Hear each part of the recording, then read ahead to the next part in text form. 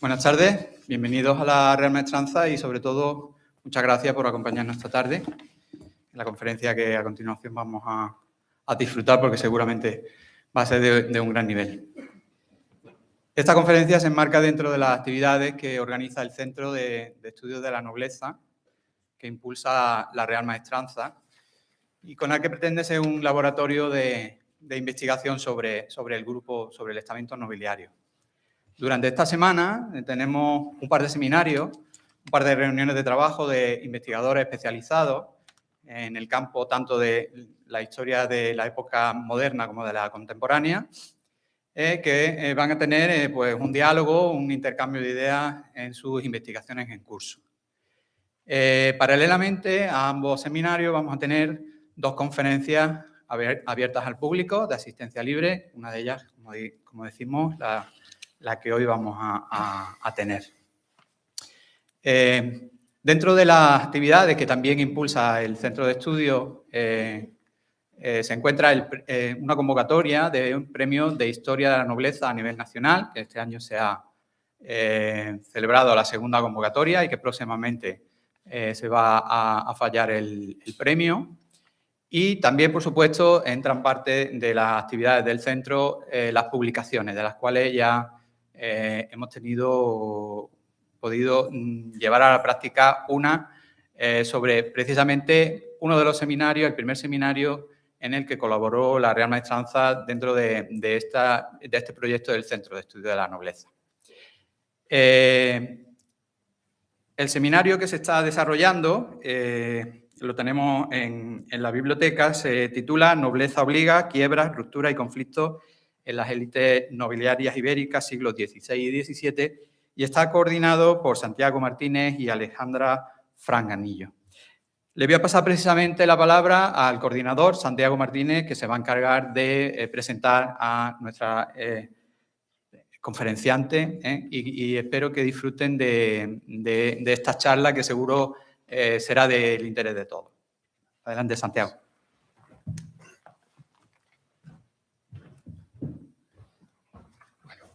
Muy buenas tardes. Muchas gracias por su presencia en una tarde como la de hoy. Nosotros venimos casi todos de Madrid y nos ha sorprendido este tiempo y el paisaje que nos acompañó cuando llegamos ayer a Antequera. Así que estamos, como siempre, como nos pasa cada vez que venimos aquí, agradecidos, complacidos, honrados de poder intervenir en Ronda. Quiero empezar agradeciendo a la Real Maestranza de Caballería de Ronda por acoger por tercera vez, como ha mencionado antes Juan, el seminario de investigación en el que se enmarca la conferencia de esta tarde.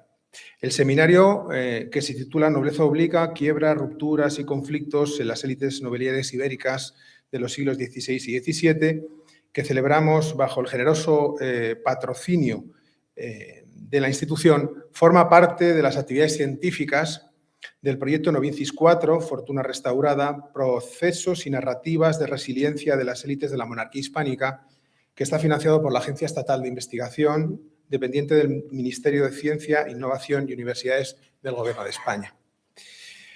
Tengo el honor y el placer de presentar a Carmen Sanz, admirada colega, maestra, amiga, compañera, así que podrán imaginar que para mí me siento profundamente honrado de presentarla y precisamente aquí en Ronda.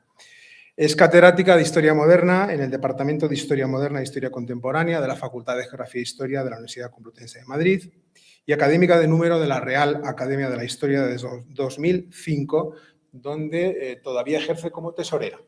Así que hablando de nobleza emprendedora, de finanzas y de dineros, qué mejor persona que hacerlo. Ha sido Premio Ortega y Gasset de Ensayo y Humanidades en 1993 y Premio Nacional de Historia en 2014, precisamente por su libro Los banqueros y la crisis de la monarquía hispánica de 1640, que publicó Marcial Pons Historia, y que es un análisis del protagonismo de los hombres de negocios, de los grandes financieros, durante la grave crisis política que experimentó la monarquía hispánica en la década de 1640. Es una reputada, muy reconocida especialista en historia económica y financiera de la España moderna, pero también lo es en historia del teatro, en fiesta barroca, en cultura teatral del siglo de oro. Tiene un considerable conjunto de trabajos, pero es más conocida en el ámbito académico por su especialidad en historia económica y financiera. Es una autora de extensísima e importante obra que podrán imaginar que voy a evitar referir por extenso, por razones obvias, que se ha convertido en una referencia inexcusable para los estudios sobre el universo financiero de la monarquía hispánica en el siglo XVII. Y muy especialmente, por supuesto, desde su proyecto, después tesis doctoral, sobre los banqueros de Carlos II. Probablemente la investigación que mejor enmarca la conferencia de esta tarde sea su reciente libro Cruzando la raya estrecha entre la aguja y la almohadilla, Mujeres emprendedoras en la monarquía hispánica, siglos XVI y XVII, que publicó el año pasado, que es un estudio histórico, fruto de años de investigación de archivo,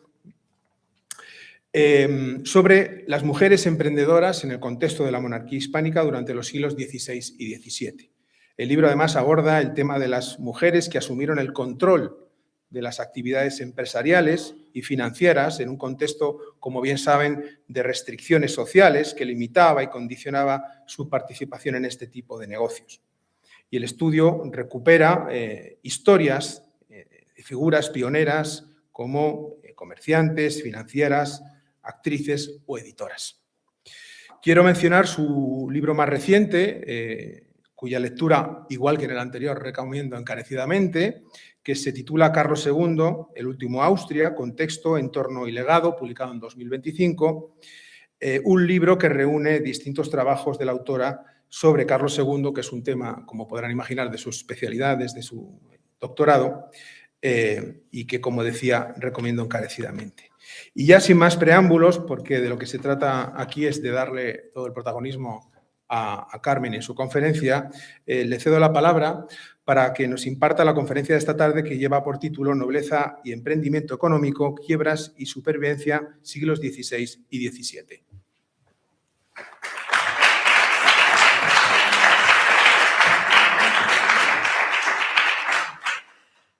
Muy bien, pues muchísimas gracias, en primer lugar, a la presentación de Santiago, pero sobre todo, muchísimas gracias a la Real Maestranza de Caballería de Ronda, que prohija nuestros trabajos, que siempre nos apoya y que de alguna manera pues, entiende en qué contexto trabajamos mejor. Y ese entendimiento que no es fácil encontrar en casi ninguna institución, ellos nos lo brindan todos los años de una forma que parece mentira que se vayan a superar, pero lo hacen cada año de una forma más extensiva a todos los que venimos. Y, por supuesto, muchísimas gracias al público. Hace una tarde maravillosa donde lo que seguramente les apetecía muchísimo era pasear con este sol que nos llama a todos. Así que muchas gracias por su asistencia y espero que lo que les voy a contar por lo menos les interese y les resulte agradable. Voy a comenzar mi conferencia sirviéndome de un texto de Jonathan Swift, que en su obra Gulliver Travels, los viajes de Gulliver para todos nosotros, que se publica por primera vez en 1726, relata los viajes imaginarios del médico Lemuel Gulliver, no con la intención de elaborar un libro de entretenimiento, sino con la idea de presentar un relato satírico sobre la naturaleza humana y la sociedad en la que le tocó vivir. En la última parte de su narración contaba cómo, después de ser abandonado por los hombres que había reclutado para emprender su último viaje, encalló en un país cuyos habitantes, superiores en inteligencia, en juicio y en fundamento, no eran personas, eran caballos.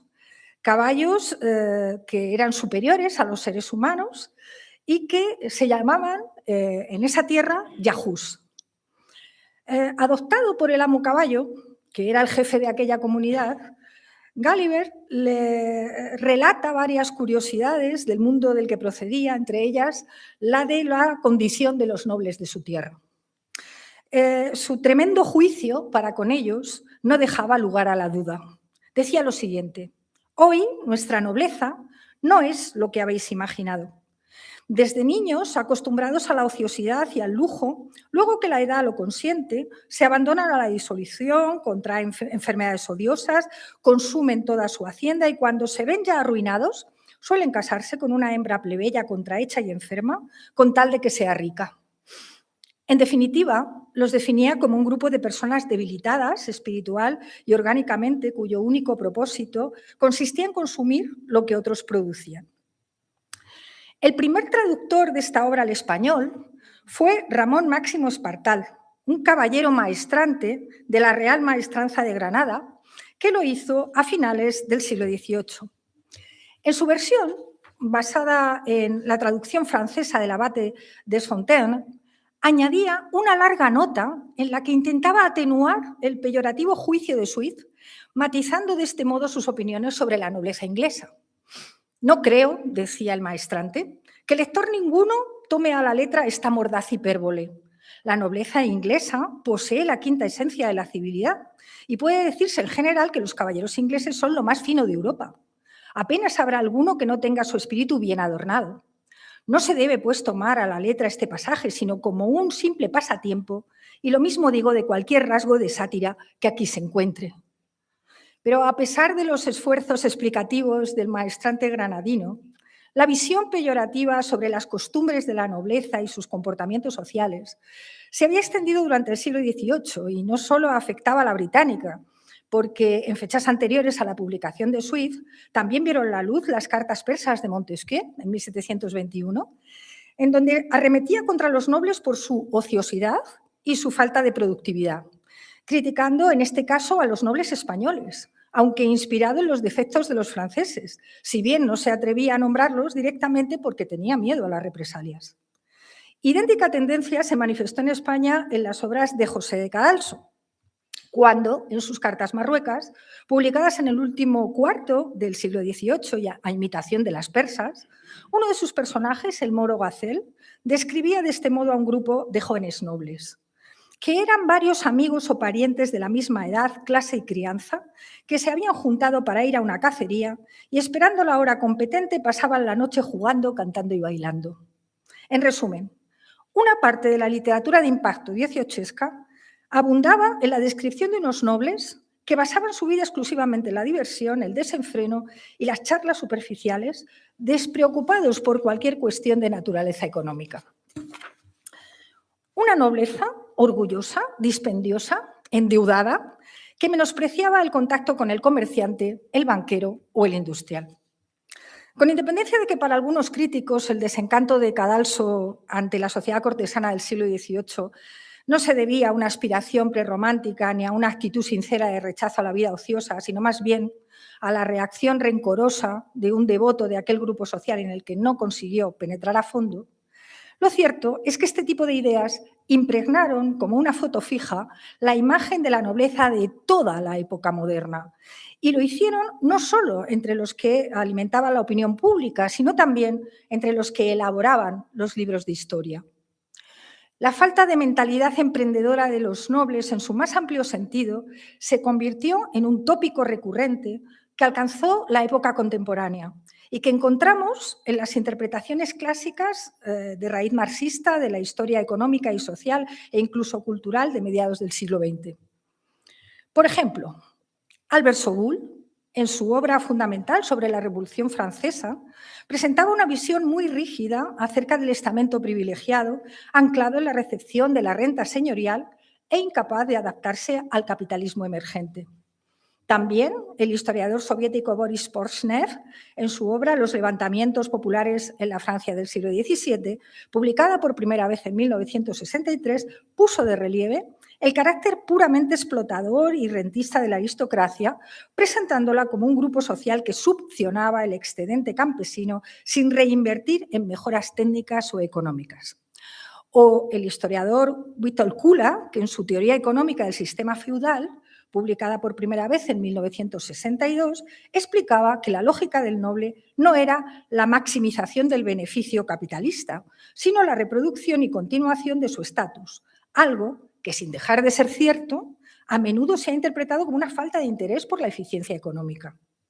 Incluso Perry Anderson, que representa la síntesis más sofisticada de esta corriente historiográfica, en su señera obra El Estado absolutista, publicada en inglés en 1974 y en español en 1979, señalaba que el noble, a diferencia del capitalista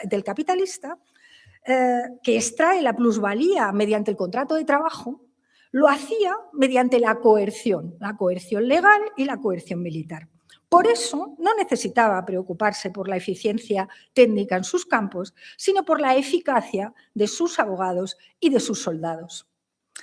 Pero en las mismas fechas en las que estos trabajos vieron la luz, algo comenzó a moverse en el terreno interpretativo de la historia, sobre todo en la subcorriente de los marxistas británicos como Christopher Hill, Erich Hobsbawm o Rodney Hilton. Ellos argumentaron que la visión de una nobleza despreocupada por lo económico o puramente rentista era un mito que no encajaba con la realidad que encontraban cuando estudiaban la Inglaterra de los siglos XVI y XVII. Christopher Hill, en 1961, en su obra El siglo de la Revolución, es tajante al respecto cuando dice lo siguiente: muchos nobles y caballeros se convirtieron en empresarios agrícolas, cercaron tierras, explotaron minas en sus dominios o invirtieron en el comercio ultramarino. La distinción entre nobleza y burguesía se vuelve borrosa cuando el propio noble se comporta como un acumulador de capital. El conocido debate Brenner, iniciado también en 1976 por Robert Brenner en la revista académica Past and Present, publicada en la Universidad de Oxford, marcó un punto de inflexión sobre este tema. Porque Brenner lanzó una crítica demoledora a la idea de una nobleza desinteresada por lo económico. Y a diferencia de lo que, por ejemplo, sostenía Kula, demostró que la nobleza inglesa fue el motor de la revolución agrícola, invirtiendo en drenajes, en nuevas semillas y en rotaciones de cultivos con el objetivo de aumentar su plusvalía. Y mientras todo esto ocurría, el historiador Lawrence Stone, desde una postura independiente y crítica hacia los dogmas ideológicos, publicó en 1965 La crisis de la aristocracia, 1558-1641. Era una obra en la que explica cómo la nobleza inglesa, durante el periodo que precedió a la Guerra Civil, declinó en cuanto a su poderío militar, sus recursos financieros y sus posiciones territoriales, lo que desde luego afectó a sus aspiraciones y a sus normas de conducta. Todo ello, según Stone, alentó una transformación profunda del estamento privilegiado que en el terreno económico supuso una nueva orientación para obtener recursos que canalizaron hacia la explotación minera, la industria y la inversión comercial, de modo que pudieran salvar sus finanzas ante la progresiva pérdida de sus feudos en ese periodo que él analizaba. Demostró, por ejemplo, cómo la aristocracia fue la verdadera impulsora de la minería del carbón y de la fundición de plomo y hierro en Inglaterra. Probablemente, una de las limitaciones más llamativas de su análisis radicó en considerar que la aristocracia inglesa era atípica respecto al conjunto de la Europa occidental. Y por ello fue preciso iniciar estudios sobre las noblezas continentales para ratificar o no aquella afirmación. Precisamente entre los primeros trabajos europeos que aparecieron prácticamente de modo simultáneo a la publicación de Stone, y esto se dice poco, aunque no fuera elaborado con la misma sistematización, es el trabajo de don Antonio Domínguez Ortiz, La sociedad del siglo XVII, dedicada a la nobleza y publicada en 1963. Fue uno de los primeros en señalar que las grandes casas nobiliarias, y él hablaba fundamentalmente de los Medina Sidonia, controlaban la producción y comercialización de las almadrabas y participaban a través de testaferros en el tráfico de Indias. Años después, muchos años después, hemos sabido, a través de trabajos como el de Francisco García, publicado en 2012, que la explotación de esos recursos pesqueros reportó a aquella casa importantes rentas durante toda la época moderna, y no solo era la pesca misma y su particular técnica a través de las redes fijas, sino porque en lugares como Conil o Zahara de los Atunes se desplegó toda una industria de transformación conservera para su posterior comercialización. Un producto elaborado que, embalado en barriles, servía para abastecer en régimen de monopolio, a las tripulaciones de las armadas, de las flotas y de las galeras reales, y a los monasterios y a los lugares apartados de la mar en los días de Cuaresma. Tanto los derechos de pesca como los establecimientos de transformación pertenecían al mayorazgo del ducado y eran arrendados a terceros para su explotación, pero siempre atentamente monitorizados por la casa nobiliaria. Derechos que fueron preservados y vigilados de forma directa durante todo el siglo XVI y más tarde por los sucesivos administradores generales o presidentes de los estados de Medina Sidonia. Volviendo a la narración sobre el giro que experimentaron a finales del siglo XX, las interpretaciones sobre la relación que la nobleza mantenía con las actividades económicas, la producción historiográfica europea siguió abundando en trabajos que demostraban que la nobleza continental estuvo firmemente comprometida durante ese periodo y lo hizo en actividades productivas. El trabajo señero de Jonathan Dewar, publicado en 1996, titulado La nobleza europea, 1400-1800, es interesante al respecto porque explicaba, entre otras muchas cosas, de forma muy clara, cómo en la defensa de sus intereses económicos los nobles incluían la especulación urbana y la mejora técnica de las explotaciones agrarias. Detrás de él fueron apareciendo en varios lugares de Europa trabajos sobre esa estela. Y ya en el siglo XXI, para el caso español, Bartolomé Llún, en su obra La gestión del poder, publicada en 2002, se centró en el estudio de la nobleza castellana, demostrando cómo los nobles utilizaron el mayorazgo no solo para conservar tierras, sino como una herramienta de gestión financiera compleja. Y como en el caso de algunos titulados castellanos, ese control sobre la lana merina no tenía como único objetivo exportar, sino fomentar lavaderos y centros de hilado en sus señoríos hasta controlar la producción final. Es verdad que los señoríos, que eran la base fundamental del poder económico de la nobleza, no eran propiamente empresas. Eran eslabones dentro de un complejo engranaje de poder en el que la lógica del beneficio económico no era la única que imperaba. Precisamente, desde el grupo de investigación Novincis, al que pertenezco, nos hemos empleado en analizar esta compleja cuestión desde múltiples ángulos de visión, entre ellos la lógica del servicio a la monarquía, el ejercicio del mecenazgo, la elaboración de discursos de autopercepción o la construcción de la propia imagen en sus múltiples facetas culturales. Pero es necesario indagar también en la sostenibilidad y en la mejora de los rendimientos económicos, sin los cuales sería difícil atender a todo lo demás. En esos análisis no es posible ignorar que la nobleza constituía el modelo a seguir para el resto de la sociedad, igual que en la época medieval. Pero a diferencia de lo que ocurría en el medievo, esa misma nobleza tuvo que adaptarse y encajar en sus modos de vida el desarrollo de un capitalismo empresarial, comercial y financiero que ya no estaba en una situación embrionaria, sino que había tomado una dimensión mundial de la que se derivaban elevados rendimientos económicos que supusieron una novedad a escala absolutamente definitiva con respecto al pasado. Los linajes aristocráticos buscaron dar respuesta a esa crisis, no precisamente alejándose del proceso de novedad al que debían enfrentarse, sino procurando entender el impulso de las manufacturas y del comercio, involucrándose en su desarrollo como un modo de garantizar su propia supervivencia. Veamos ahora uno de los casos que creo son más llamativos y que ilustran esta afirmación que acabo de hacer para el caso hispano. Una de las industrias de transformación alimenticia más prósperas durante la temprana época moderna fue la del azúcar. Aunque destinada en principio al consumo de lujo y en buena medida a la exportación, su demanda no dejó de crecer a lo largo de los siglos XVI, XVII y XVIII. Como es sabido, el cultivo de la caña de azúcar tiene sus raíces en el lejano Oriente y su implantación en Occidente constituye la historia de un viaje muy largo desde China y la India durante el periodo medieval hasta alcanzar, por mediación de los árabes, las tierras mediterráneas de Chipre, de Sicilia y del Levante ibérico. En el caso peninsular, su producción tuvo una estrecha relación con el linaje de los Borja y el ducado de Gandía. En concreto, en el Reino de Valencia, sus huertas contaban con los parámetros climáticos necesarios para la implantación intensiva del cultivo, entre 19 y 20 grados centígrados en época primaveral y estival, con suficientes horas de sol y sin heladas.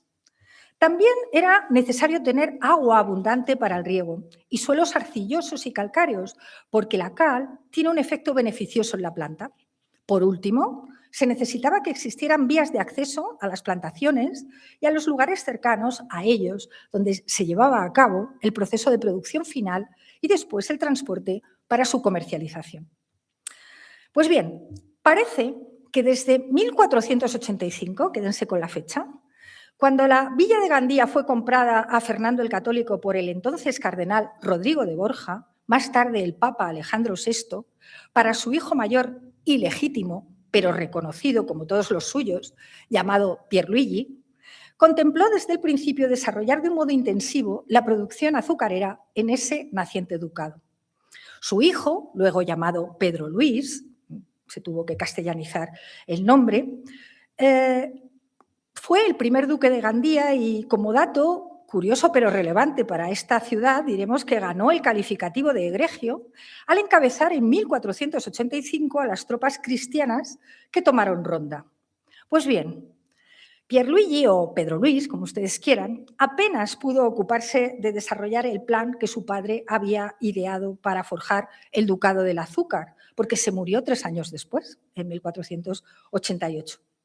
Aunque su progenitor había planeado para él un matrimonio ventajoso con la noble vallisoletana María Enríquez de Luna, prima de Fernando el Católico. El matrimonio no pudo celebrarse, como digo, porque el duque murió prematuramente. Y el destino de la novia viuda, María Enríquez, fue casarse de inmediato con Juan de Borja y Catanei, también hijo del Papa Borja, del que sería el Papa Borja, y nuevo heredero del ducado. Este tampoco vivió mucho en su señorío, porque fue llamado por su padre, ya pontífice, Alejandro VI, se convierte en papa en 1492, para que acudiera a Roma como capitán general de los ejércitos pontificios, donde murió asesinado, no sabemos todavía si por los Orsini o por su propio hermano César Borgia, en 1497.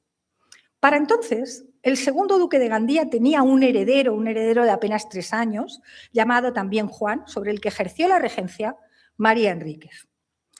La gestión no solo económica, que es la que nos interesa ahora destacar, sino también reputacional del ducado de Gandía por parte de María Enríquez y de sus inmediatos sucesores fue un ejemplo de supervivencia aristocrática tras un periodo de profunda crisis del linaje. Esa crisis, que voy a resumir brevemente, se precipitó tras la muerte del Papa Alejandro VI en 1503, lo que supuso un colapso total de su poder político en Italia. El vasto imperio territorial que Alejandro VI había construido allí se desmoronó con una rapidez asombrosa porque el poder de su hijo César dependía totalmente de la autoridad papal de su padre. César había logrado unificar gran parte de la región de la Romaña, en la actual Italia, en la península itálica. Ciudades como Imola, Forlì, Rimini, Pesaro, Faenda, Cesena formaban parte de ese dominio. Bajo el título de duque añadió además otros feudos y territorios. Al morir el Papa Borja, las ciudades y lugares bajo ese dominio se rebelaron casi de inmediato, alentadas, como no, por sus antiguos señores, entre ellos los Orsini, los Sforza, los Malatesta y, por supuesto, por Venecia, que había visto cómo la expansión borgiana por la Romaña amenazaba directamente los intereses territoriales y comerciales de la República. Además, aunque César Borgia ayudó a elegir a Giuliano de la Rovere, después el Papa Julio II, para ocupar la silla de Pedro, con la idea de que éste respetara sus títulos, el nuevo Papa, lejos de hacerlo, en un juego de alianzas muy cambiante, le obligó a entregar las múltiples fortalezas que aún controlaba, siendo arrestado y despojado de su mando militar. Del antiguo poder de los Borja en territorio italiano solo sobrevivió el de la hija del Papa Alejandro, Lucrecia, duquesa consorte de Ferrara, porque a diferencia de sus hermanos, al casar en terceras nupcias con Alfonso d'Este, que era titular de un señorío que no dependía directamente de los estados pontificios, pudo resistir políticamente y convertir su corte en un centro cultural de prestigio hasta su muerte. Por su parte, César Borgia, que reclamaba tener derecho sobre el ducado de Gandía, murió finalmente en Viana, en Navarra, en 1507, enfrentado con Fernando el Católico. Bien, resumida, muy resumida esa crisis. Pero mientras todo esto pasaba, María Enríquez, como regente del ducado de Gandía, entre 1497 y 1511, representó la continuidad legal y moral del linaje. Con la ayuda del rey Fernando, se enfrentó a Rodrigo de Borja, cuando falleció su esposo en 1497, ya que el que todavía no era papa, pero iba a serlo, reclamó el ducado para su hijo César, obviando la legitimidad hereditaria del hijo de María Enríquez. La viuda supo proteger a su descendencia de las represalias que sufría el linaje en Italia, vendió buena parte de los feudos italianos asignados a su marido difunto y con su producto blindó y acrecentó los dominios valencianos en los alrededores de Gandía, adquiriendo las baronías del Rugat, de Miramar, de Almoines, de Albalat de la Ribera y, sobre todo, la baronía de Realenco, que incluía el gran trapiche del Real dedicado a la extracción de azúcar. Como ya he dicho, cuando Rodrigo de Borja compra el ducado de Gandía, la zona ya era una de las principales zonas o territorios productores de azúcar. Y puede decirse que en el siglo XV el cultivo estaba extendido desde Castellón a Gandía. Con la política de adquisición de baronías que impulsó María Enríquez, se añadieron al ducado infraestructuras extractivas preexistentes de época medieval. Pero a partir de ella, y sobre todo en los años siguientes, se intensificó su producción de forma masiva, convirtiéndose en uno de los centros más importantes de exportación de azúcar de toda Europa, hacia el norte de Italia y sobre todo hacia Flandes, a través del puerto de Denia. Que el negocio del azúcar se veía como una oportunidad económica por la aristocracia lo demuestra el hecho de que no solo los Borja, sino también don Fadrique Enrique de Rivera, el primer marqués de Tarifa y sexto adelantado mayor de Andalucía, perteneciente a alguno de los principales linajes en la Sevilla medieval y moderna, también se planteó desde sus dominios entrar en el negocio azucarero. A finales del siglo XV, como seguramente algunos de ustedes saben, este linaje había consolidado un destacado patrimonio formado por villas situadas en la frontera de Granada, de modo que con los rendimientos de las rentas percibidas en sus señoríos jurisdiccionales y las mercedes que recibían por el ejercicio del oficio de adelantado, contaron con excedentes de capital que pudieron destinar a la búsqueda de nuevas fuentes de ingresos que les reportasen beneficios complementarios. Valga recordar, por ejemplo, su gestión de las almonas o fábricas de jabón de Sevilla en Triana durante toda la época moderna, que solo por dar una cifra sabemos que en 1626 suponían un tercio de todas sus rentas. En el caso del negocio del azúcar, Fadrique Enríquez planeó constituir una plantación de caña dulce en tierras de Gibraltar y Algeciras, según ha investigado Jesús Manuel García Ayoso muy recientemente, en 2023. Para ello, firmó un acuerdo de compañía con 5 socios, o sea, él es un socio más, por tanto forma parte de una compañía comercial, ¿vale? En 1514, no estamos hablando de otro periodo, es el inicio del siglo XVI, y se compromete a invertir 3.000 ducados de oro para sufragar todo lo necesario para poner en marcha la explotación, desde la compra y transporte de los plantones de caña en las Islas Canarias hasta la adquisición de tierras para el cultivo y la construcción del ingenio azucarero. Hasta hoy no se sabe más de este incipiente negocio, aparte del documento notarial que lo acredita, por lo que es posible que no llegara a buen puerto, pero demuestra que el caso de los Borja no era una excepción en el panorama de la aristocracia peninsular a la hora de querer participar en una industria de transformación que se consideraba floreciente y rentable. Aunque, por supuesto, presentaba notables dificultades, porque se necesitaba controlar muchas variables para que de verdad resultara un negocio exitoso. Unas variables que en el caso de los Borja supieron manejar al menos hasta finales del siglo XVI. En primer lugar, como ya he dicho, el núcleo principal de la producción de azúcar se hallaba en la propia Gandía y en sus alrededores, mientras el llamado ingenio de Gandía era el edificio central más importante donde no solo se molía, sino que se refinaba el producto. Además, contaban con mano de obra suficiente, que en su caso dependió en buena parte de la población morisca. Eran ellos quienes poseían el conocimiento técnico agrícola para el cultivo de la caña y el manejo del riego, y también sabían utilizar los molinos de caña o trapiches. Los de Gandía utilizaron principalmente la fuerza hidráulica, aprovechando las acequias que había en el río Serpis, para mover los grandes cilindros que trituraban la caña y en este sentido diferían de los de otros lugares en los que se usaba siempre tracción animal. Una vez triturada la caña, se recogía la pulpa en sacos de cáñamo, se exprimía en prensas de tornillo accionadas a mano para extraer todo el jugo, que una vez obtenido se canalizaba hacia vasijas grandes situadas en una zona de calderas llamada cocina, y allí había que hervir el jugo de la caña para separar los diferentes componentes y concentrar la sacarosa. Esto implicaba la utilización de calderas de cobre colocadas en fogones alimentados por gran cantidad de leña. La operación de cocción era supervisada por los maestros del azúcar, que eran prácticamente una casta cerrada, que atesoraba sus conocimientos técnicos, muchos de ellos procedían de Sicilia, y que los transmitía como un secreto de padres a hijos. Como ya he dicho, el sistema tradicional medieval de pequeñas explotaciones e ingenios independientes cambió con la llegada de los Borja, porque ellos implantaron un modelo nuevo basado en la gran explotación. Una vez compraron los dominios de los pequeños propietarios, llevaron a cabo una división y racionalización del trabajo, adaptándolo tanto a la producción de la materia prima como a la demanda. Y así intentaron que esas instalaciones señoriales, unifabriles e independientes se articularan como una especie de trust que dependía del mismo propietario, que por supuesto era el duque de Gandía.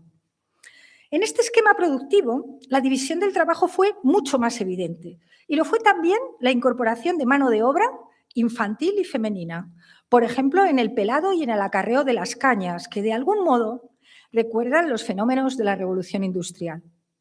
Los Borja, además, con su nuevo sistema de producción, establecieron en sus dominios una porción mínima de tierra que tenía que destinarse necesariamente a la producción de caña, de modo que la materia prima quedara garantizada. Incluso para la fase última de refinado crearon centros, sobre todo en la comarca de la Safor, que también pertenecían al dominio borgiano y que se dedicaron de forma prioritaria a la fabricación de unos recipientes de cerámica, llamados formas, destinados al refino, almacenaje y transporte del azúcar. La melaza hirviendo se introducía en estos moldes cónicos de barro que, encajados en unos soportes, se enfriaba, de modo que el azúcar cristalizaba, adoptando la característica forma de cono invertido llamado pan de azúcar. Esos recipientes supusieron el desarrollo de un negocio alfarero de primera magnitud y de carácter consumible, lo que alimentó la producción de estas vasijas en la zona de un modo continuo y especializado. Incluso se diseñó todo un sofisticado sistema de aprovisionamiento de madera procedente de los bosques de los valles de Ayora y de Cofrentes, que también eran posesiones borgianas, leña que resultaba imprescindible para alimentar el fuego de las calderas, en las que se obtenía esa melaza de la que hablaba antes. Si bien esa leña no era suficiente y llegaba incluso de zonas de Cuenca transportadas por vía fluvial. Todo este sofisticado sistema de producción significaba que de marzo a diciembre los súbditos del Ducado de Gandía se dedicaban al cuidado de las vastas extensiones de caña que pertenecían a los señoríos borgianos y que el resto del tiempo, de un modo acelerado, se emplearon en el proceso de fabricación del azúcar. Juan de Borja y Enríquez, que es el hijo de María Enríquez y tercer duque de Gandía, más tarde el padre de Francisco de Borja, del noble santo, fue uno de los grandes impulsores de esta actividad industrial. Extendió el cultivo de la caña en sus dominios y bajo su mando se consolidó la infraestructura técnica y humana necesaria para procesar grandes volúmenes de producto. En 1521, además de enfrentarse al movimiento agermanado que tuvo lugar en el Reino de Valencia, tomando partido, por supuesto, por Carlos I, se encargó de bautizar masivamente a sus vasallos mudéjares, no solo por razones de fe, sino porque eran no lo olvidemos, quienes mantenían la producción azucarera y no podía correr el riesgo de perder la mano de obra que sostenía la actividad una vez se había dictaminado la expulsión de los musulmanes del territorio de la Corona de Aragón. También Francisco de Borja, el cuarto duque, luego jesuita y más tarde santo, durante su desempeño como titular del ducado, continuó la labor de su padre y, entre otras acciones, mejoró los sistemas de riego del río Serpis, esenciales para mover las ruedas de los ingenios hidráulicos.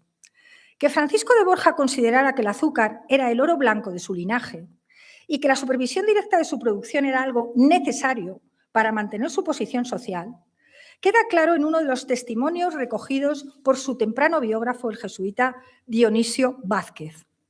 En esa obra se afirmaba, entre otras cosas, que trabajos tan señeros como el de la Universidad de Gandía o las ampliaciones de la muralla defensiva se habían podido hacer porque, y dice él literalmente, había podido frenar, y ahora leo literalmente, los apetitos, las profanidades y los juegos, tenía fama de ser alguien muy ahorrador, a que se juntó el haber tenido más precio aquellos años el azúcar.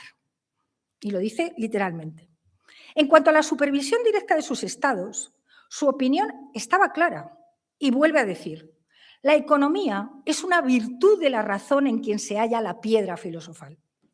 Y si los señores, sobre elegir mayordomos y contadores fieles, se aplicasen a reconocer por sí mismos sus estados, si se acordasen que Dios los entregó al gobierno de ellos, no es justo que dejen las riendas a otros, porque ningún cultivo ni riego fecunda igualmente el campo que la planta del dueño.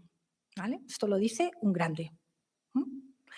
En concreto, en 1563, pasada más de una década tras la renuncia de Francisco de Borja a su título en la persona de su hijo, Carlos de Borja y de Castro, el quinto duque, el ducado contaba con 7 ingenios en funcionamiento, 35 muelas y 96 calderas.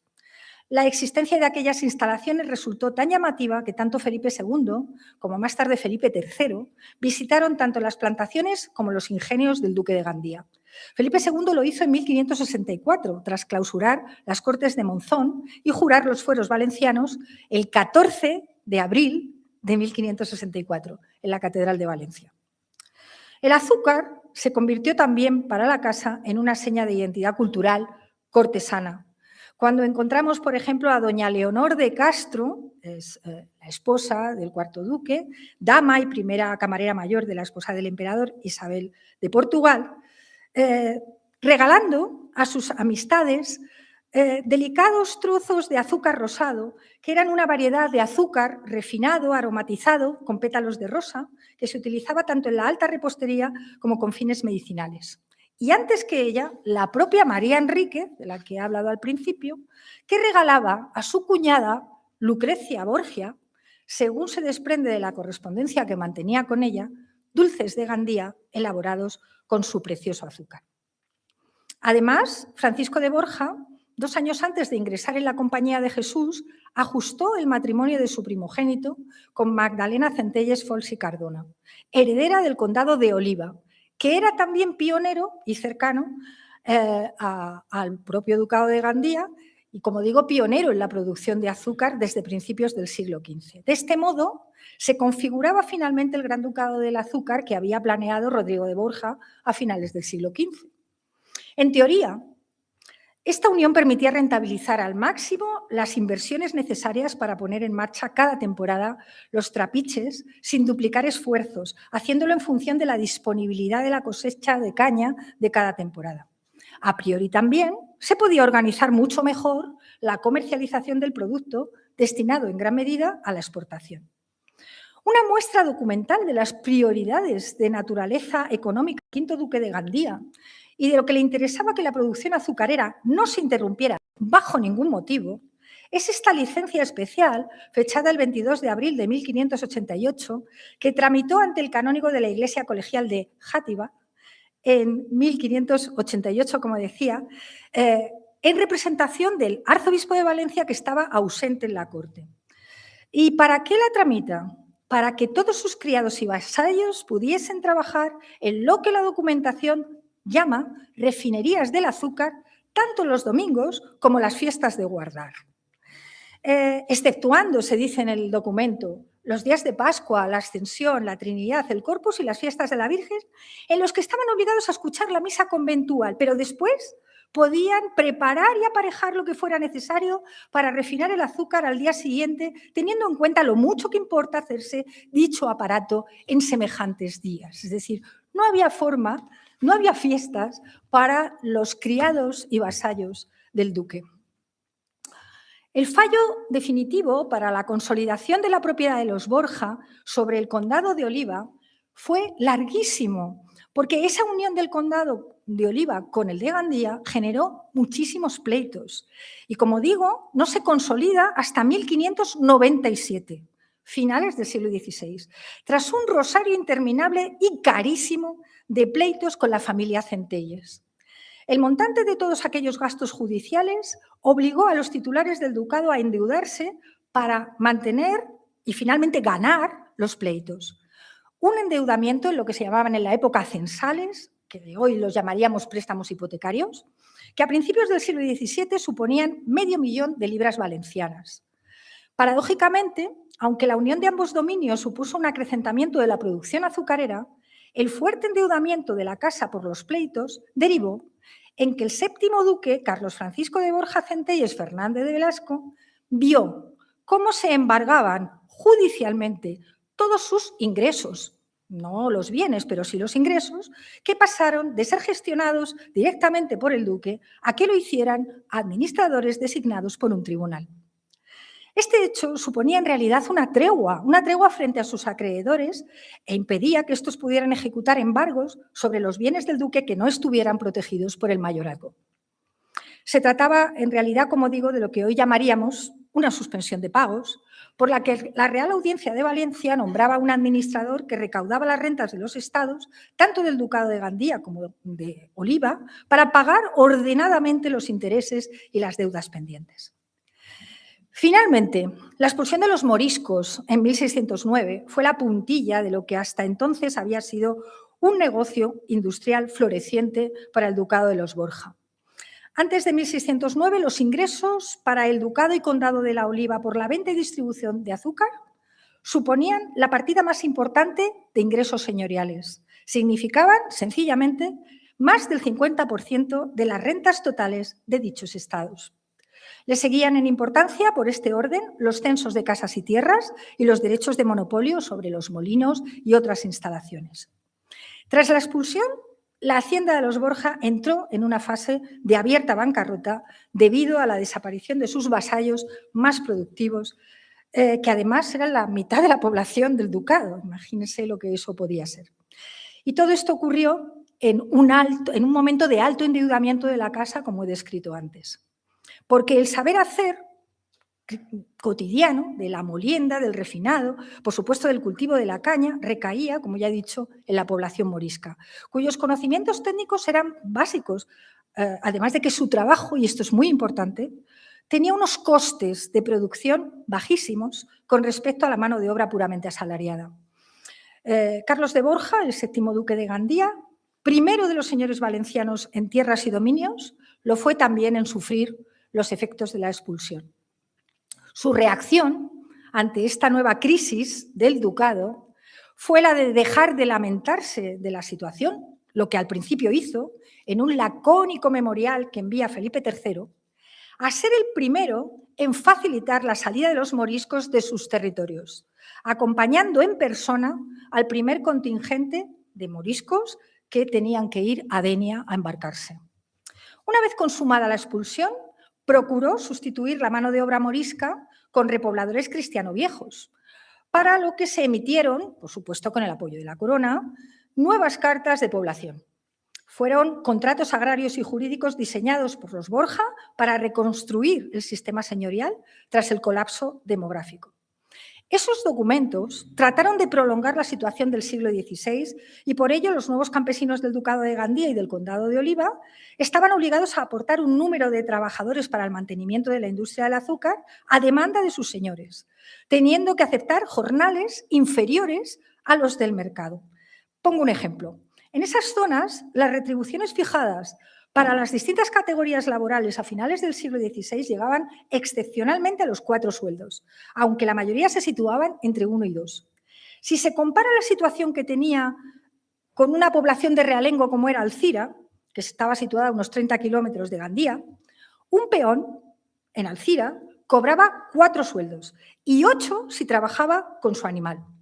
Esta diferencia prácticamente del doble explica la ventaja que para los Borja tenía los costes de producción cuando trabajaban con población morisca, que les costaba la mitad. Las condiciones de trabajo impuestas a los nuevos colonos procedentes de Mallorca y del Marquesado del Finale y de Liguria, gracias a la mediación de la duquesa consorte, la genovesa Artemisa Doria Carretto, resultaron demasiado duras. Entre otras cosas, tenían que entregar al duque entre el 20 y el 25% de las cosechas obtenidas en tierras de regadío, lo que significaba soportar una carga fiscal igual o a veces superior a la que tenían los moriscos, razón por la que el establecimiento de los nuevos campesinos no tuvo el ritmo de crecimiento necesario, muchísimos huyeron. Así pues, la producción de azúcar colapsó, porque los nuevos vecinos o desertaron o no tenían la pericia técnica de los moriscos para desarrollar el delicado proceso de regadío de la caña y de la molienda hidráulica. La quiebra del negocio azucarero en Gandía también tuvo que ver con la creciente competencia del azúcar que procedía de América, de Madeira y de Canarias. E incluso se ha apuntado la posibilidad de que la bajada de temperaturas medias registrada en la zona levantina en la segunda mitad del siglo XVII afectara a las plantaciones de caña, siendo estas mucho menos competitivas. En esta situación de auténtica desgracia económica, el séptimo duque entendió que su apoyo inequívoco a la monarquía, de esto hablábamos esta tarde, era lo único que podía sacarle de aquella segunda crisis existencial de sus señoríos.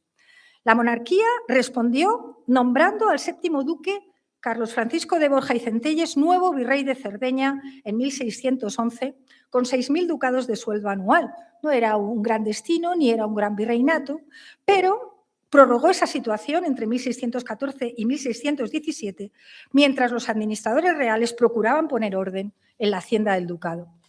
El nombramiento sirvió para apartarlo de todas las consecuencias reputacionales que en su situación económica le acarreaba estar como estaba, endeudado.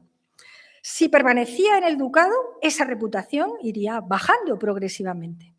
Por tanto, bajo una apariencia de servicio distinguido, aquel destino le permitió gestionar de primera mano las posesiones que su propia familia tenía en Cerdeña, entre las que se encontraban la baronía de Macomer, de Osilo, de Anglona y de Monteagudo, herencia de los Centelles, de los condes de la Oliva, razón por la que estos señoríos se conocían con el nombre de los estados sardos de Oliva.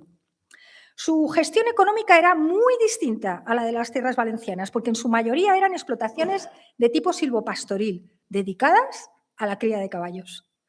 El epílogo de todo este proceso de crisis económica en el ducado levantino de los Borja consistió en transicionar en sus señoríos valencianos hacia cultivos como el trigo y la vid, que requerían menos mano de obra especializada, al tiempo que buscaron un nuevo cultivo tecnológico para sus tierras, decantándose por la introducción de las moreras destinadas a la producción del gusano de seda.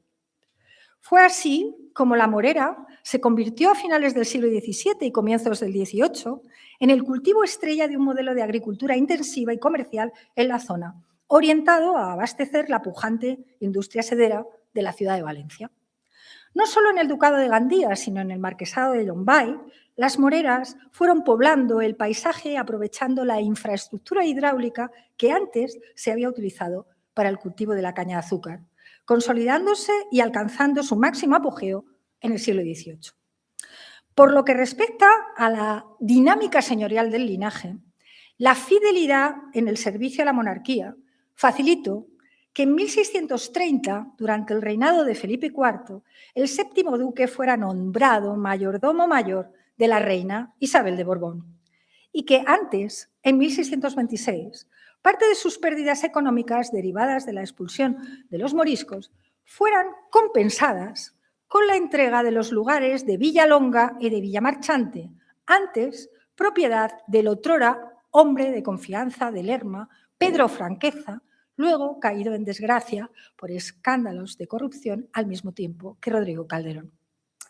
Villalonga, situada en la comarca de la Safor, muy cerca de Gandía, era un lugar estratégico para el control del río Serpis y la huerta colindante era una zona específica de expansión de cultivo de moreras.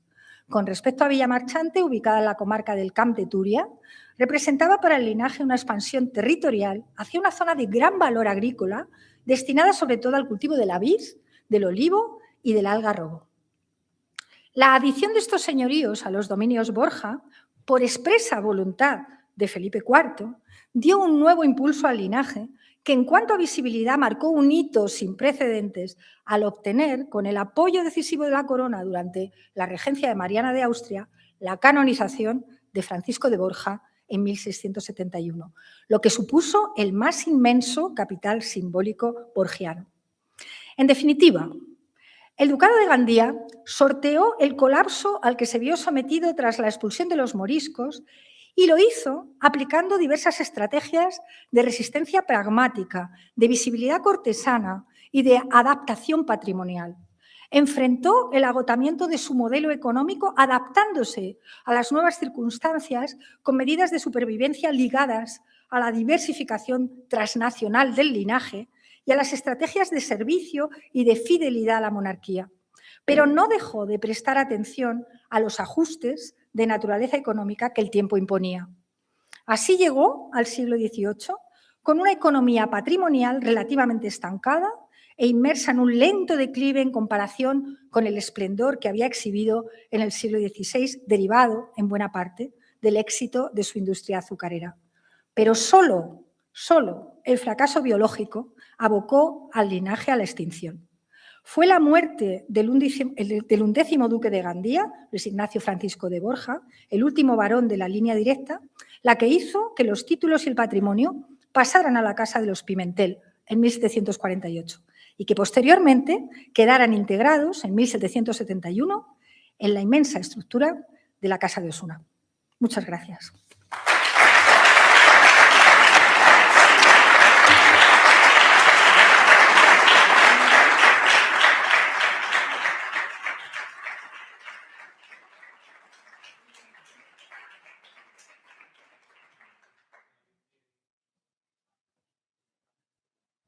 Muchísimas gracias, Carmen, por esta excelente conferencia. Tenemos unos minutos por si alguien del público desea formular alguna pregunta, hacer algún comentario, alguna duda. Juan, adelante, Juan. Yo primero agradecerte la magnífica exposición que nos has hecho, muy elocuente por otro lado, y yéndome al principio de tu exposición, ¿qué llevó a esa primera historiografía a no tener en cuenta todos estos datos que has puesto tan magníficamente y que, bueno, a la vista de los últimos estudios se están haciendo tan evidentes? ¿Qué era? ¿Ignorancia, prejuicio, mala fe? No sé, ¿por qué esa historiografía denostaba de esa manera la nobleza? Bien, ahora sí. Yo creo que es una mezcla de todo. Es decir, hay que ver quiénes alimentan desde el punto de vista de la literatura esas visiones negativas que son totalizantes. Seguro que había casos, pero hacen una categorización que es absolutamente generalizada. Y ahí hay que ver qué perfil social tienen las personas que escriben esas obras. ¿Vale? ¿Quién es Jonathan Swift? ¿Quiénes son los ilustrados, de dónde salen y cómo lo hacen? ¿Quiénes son los ilustrados españoles? En el caso de Cadalso se conoce muy bien cuáles son sus limitaciones a la hora de ascender socialmente. Es decir, hay que saber, como hacemos siempre, hay que criticar la fuente. Tenemos que analizar y criticar la fuente. Entonces, hay que ver el sesgo que esos textos tienen y que, sin embargo, la realidad es que el éxito a la hora de lanzar esos, digamos, juicios totalizantes, pues es muy llamativo, a pesar de que, por ejemplo, los traductores, y por eso me resultó muy interesante ver que el primer traductor de la obra de Montesquieu dice que esto no es así, que él sabe que no es así y lo pone en una nota, ¿no? Eso por un lado. Por otro lado, yo creo que tenemos toda una evolución historiográfica muy interesante en el siglo XX, pero que está muy determinada por un paradigma ideológico, ¿vale? Y por eso he explicado que hay una escuela marxista, digamos, muy académica, ¿vale?, de su escuela, que impone el dogma por encima de cualquier otra cosa. En muchísimos casos tienen un ejemplo, 2, 3, de alrededor. Hemos visto qué historiadores lo hacen, cómo lo hacen. En el momento en que se empieza a investigar en los documentos, también lo he explicado, se empiezan a dar cuenta de que esto no es así. Para el 16 y 17 no es así. ¿Quiénes empiezan? Empiezan la escuela marxista crítica inglesa. Son ellos los primeros que empiezan a analizar qué pasa en Inglaterra con la aristocracia. Y dicen, bueno, aquí no pasa esto, pero es que nosotros somos especiales. En el continente no sabemos qué pasaría. En Inglaterra pasó esto. La aristocracia se adapta muy bien. Y entonces lo que hay que hacer, lo que empiezan a hacer los historiadores a partir de inicios del siglo XX, los continentales, es investigar. Es decir, bueno, investiguemos, vamos a los documentos, vamos a los papeles. ¿Qué nos dicen los papeles? Y los papeles nos van diciendo que esto no es así. Por eso, bueno, simplemente he ido explicando algunos de los hitos historiográficos que nos han hecho ordenar nuestro discurso de otra manera. Y al ordenar ese discurso de otra manera, algunos dicen, bueno, esto lo que hacen es como encender luces. Esto hay que investigarlo, Por eso me ha gustado recordar al maestro de la historia social española, que es Antonio Domínguez Ortiz. Él tiene una intuición extraordinaria. En muchos casos saca esas conclusiones porque ha visto papeles, él era papelero muy de archivo, pero en muchas ocasiones ve un documento y es una intuición lo que le hace decir, sobre esto hay que trabajar y sobre esto también. ¿Y qué hacen los historiadores posteriores? Vamos, pues sobre esto vamos a trabajar a ver qué es lo que hay. ¿Y qué es lo que nos encontramos? Estábamos hablando esta mañana y ayer ya de esto en nuestro seminario cerrado. Esto hay que sistematizarlo. Tenemos que empezar a hacer publicaciones sistemáticas donde vayamos haciendo un repaso de lo que sabemos ya de la gestión económica de los linajes y ponerlo en común. ¿Qué es lo que hicieron? ¿En qué momento lo hicieron? ¿Cuándo quebraron? ¿Cómo? Es verdad, y esto lo he dicho y lo vuelvo a repetir, los señoríos no son empresas como hoy las entenderíamos, una empresa capitalista tradicional. No, porque hay muchos parámetros de jerarquización de la acción con respecto al señorío. Pero lo que no se hace de ninguna manera es prescindir de las cuestiones económicas, aunque haya otras dinámicas y tenga otras lógicas. Y en un momento determinado, lo hemos visto con los Borja, nos vamos a endeudar, pero nadie nos va a ganar. Vamos a estar medio siglo pleiteando, pero nadie nos va a ganar. Nuestro derecho lo vamos a hacer visible. En una lógica capitalista de hoy, alguien diría, esto es un negocio fallido, vámonos. Llevamos 10 años pleiteando, vamos a hacer otra cosa. En una lógica señorial eso no pasa. Vamos a pleitear hasta el final. Y para la época moderna esto lo tenemos que tener en cuenta, ¿vale? Es necesariamente la investigación.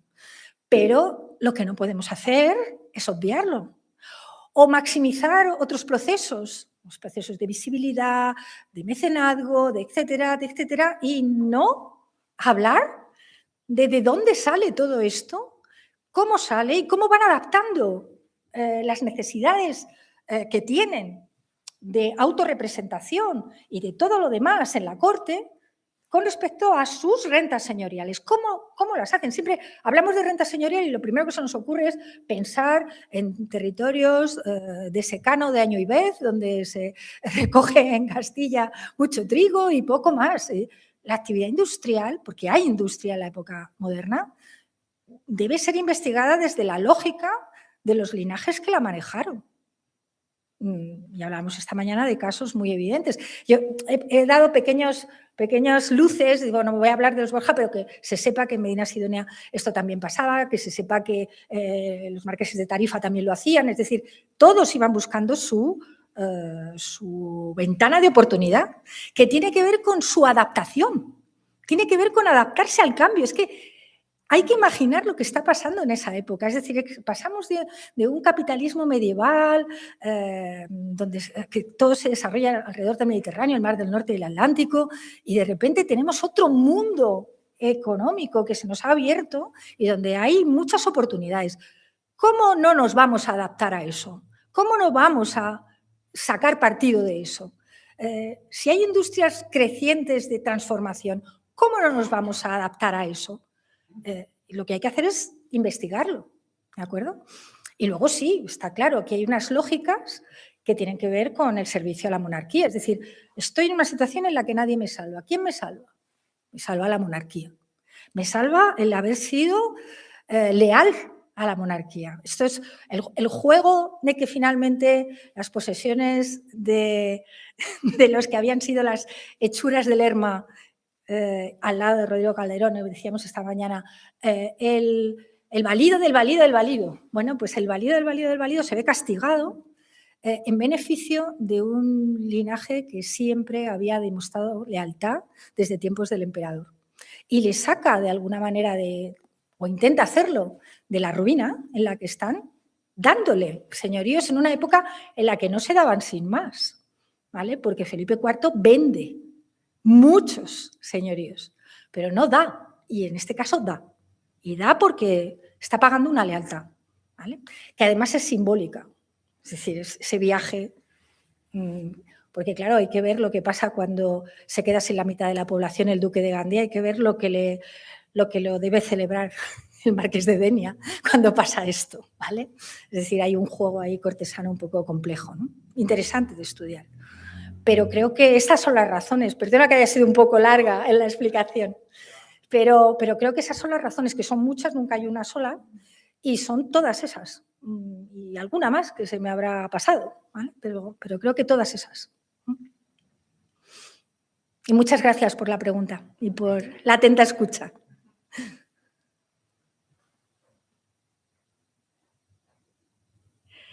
Muy bien, pues si no hay más preguntas, muchísimas gracias de nuevo por su atención, por haber venido y de verdad que espero que no les haya resultado demasiado pesado esas cosas de economía que a veces pues cuesta mucho llevarlas a una conferencia de alta divulgación. Espero que no haya sido así. Muchísimas gracias.